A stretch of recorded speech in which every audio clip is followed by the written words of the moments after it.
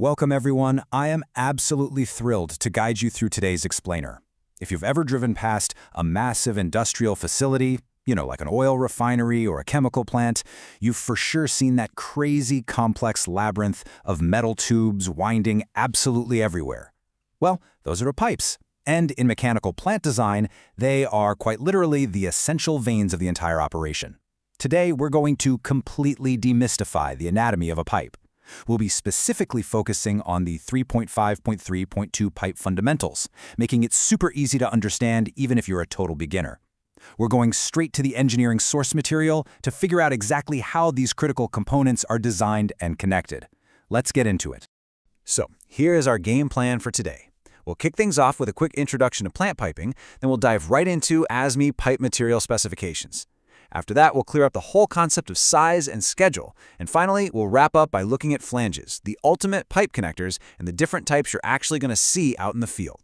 All right, Section 1, Introduction to Plant Piping. We'll start our journey by looking at the fundamental purpose of piping in an EPC, that's engineering, procurement, and construction context. I always like to think of a plant's piping system exactly like the human circulatory system. It's a giant network of veins. But instead of just gently pumping blood at body temperature, these metal veins are tasked with moving highly volatile, high-pressure, and literally boiling hot fluids safely across a massive facility. They have to survive some seriously extreme internal and external conditions. And what that means is every single pipe is the result of precise, deliberate engineering decisions. You can't just run to the hardware store and pick a random tube off a shelf. You really have to engineer it for survival. Moving right along to Section 2, ASME Pipe Material Specifications. This is basically the very first major decision an engineer has to make, selecting the raw material, which is completely driven by whatever fluid that pipe is going to carry. Now, what's really interesting here is looking at the actual covers of the governing code. We have the specification for seamless carbon steel pipe, which falls under the ASME material spec number SA106. And then we have the specification for austenitic stainless steel pipes, which is designated as SA312. In the professional engineering world, you won't often hear people just casually say carbon steel or stainless steel. They're going to refer directly to these specific SA numbers. Why? Because it guarantees absolute precision in the material's chemical and physical properties. There is zero room for guesswork. So, to put it simply, why on earth would you choose one over the other? Well, carbon steel, our SA106, is essentially the standard reliable workhorse for high-temperature service. It's incredibly strong and it handles heat incredibly well. However, if the fluid inside the pipe is highly corrosive, or if you're in a situation where you absolutely must maintain pristine purity without any rusting, you really have to upgrade to stainless steel, our SA312. It's packed with specific alloys that fight off severe corrosion like a champ. But keep in mind, it does come at a significantly higher financial cost to the project. Okay, Section 3, Understanding Size and Schedule. Now, I have to be honest, this is often one of the biggest hurdles for beginners. Just trying to grasp exactly how engineers talk about physical pipe dimensions can be kind of tricky. So, the absolutely crucial point here is understanding the difference between size and schedule. When we talk about a pipe's size, we are talking about a fixed outer boundary, literally the outside diameter of the pipe. The schedule, on the other hand, is the designated wall thickness of that exact same pipe. This is brilliant when you see it in action. Think about a standard 6-inch pipe. Notice how the outer diameter is locked at exactly 168.3 millimeters across the board. It never, ever changes. But watch what happens as the schedule goes up from 5S all the way to 80S. The wall thickness increases from a pretty thin 2.77 millimeters to nearly 11 millimeters. And because the outside boundary is locked rigidly in place, all that extra thickness has to grow inward. So, as the schedule gets heavier to handle higher pressures, the inside diameter actually shrinks. It's totally counterintuitive at first, but it makes perfect sense once you picture it. Real quick before we move on, I want to clarify in a naming convention you are definitely going to see on datasheets. You might run into NPS, which stands for nominal pipe size, and that's measured in inches, or you might see DN, which is diameter nominal, and that is the exact same standard but measured in millimeters. So an NPS 2-inch pipe is literally the exact same physical object as a DN 50 pipe. It's just a difference in regional measurement units, so don't let that trip you up.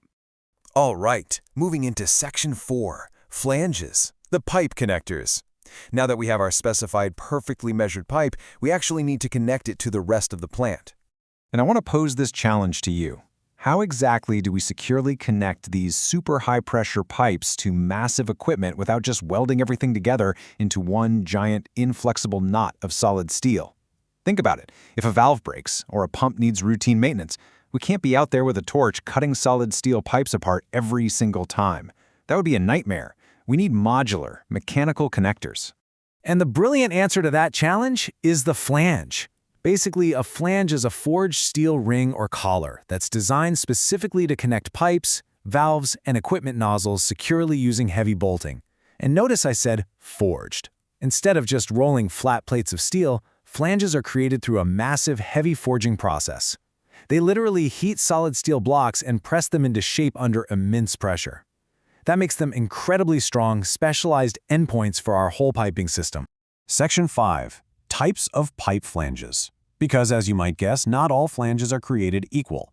Let's explore the specific types you're going to encounter out there and exactly why engineers choose them for different jobs. First up is the welding neck flange, or the WN flange. See that tapered hub rising up from the base? That is designed to match directly to the end of a pipe for a butt weld. But here is the absolutely critical rule. The flange's schedule, meaning its thickness, has to perfectly match the pipe's schedule. If they don't match perfectly, you end up with this uneven little step inside the pipe. And at high pressures, that tiny step disrupts the high-speed fluid flow and creates massive structural stress. We definitely don't want that. Now contrast that welding neck with the slip-on flange, or SO flange.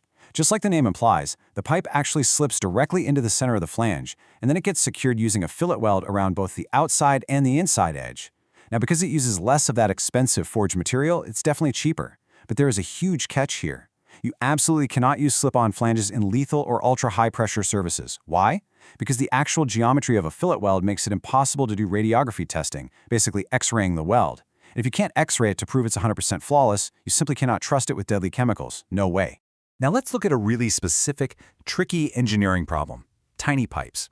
When we are trying to connect equipment nozzles that are under 2 inches in diameter, engineers face a bunch of issues. Standard pipes at that size are just too thin and they bend really easily under stress. A slip-on flange weld just doesn't have enough surface area to grip securely. And if you attempt a standard butt weld with a regular welding neck flange, the intense heat can warp the thin metal, and the weld bead itself pushes inward, causing a massive internal blockage. So, how do we solve this? We use the long welding neck flange. Because it's one solid, thick forged piece that connects directly to the equipment shell, it completely prevents that bulging internal weld bead blockage you typically see inside standard connections. You know, in those tiny pipes, a bulging weld bead on the inside can severely restrict the fluid flow. The long welding neck bypasses that completely, keeping that small diameter perfectly clear and structurally sound. It's a really elegant solution. Finally, what if we need to completely seal off a pipe system? For that, we use what's called a blind flange. It is exactly what it sounds like, a flange with absolutely no hole in the middle. We just bolt it directly against another flange, squeezing a heavy-duty gasket between them to securely and safely block the high-pressure flow. It's awesome because it allows for future expansion or maintenance access without having to permanently weld a metal cap onto the end of the line. And that brings us to the end of our anatomical tour. Next time you see a massive industrial plant, whether you're looking at a photo or just driving by on the highway, I really want you to look closer. Ask yourself, what invisible schedules, what meticulously chosen ASME materials, and what precisely forged flanges are working together right at that exact moment to keep those extreme forces perfectly contained? The simple, everyday pipe is actually an absolute marvel of calculated engineering. Thank you so much for joining me on this explainer. I hope you learned something cool, keep asking questions, and I will see you in the next one.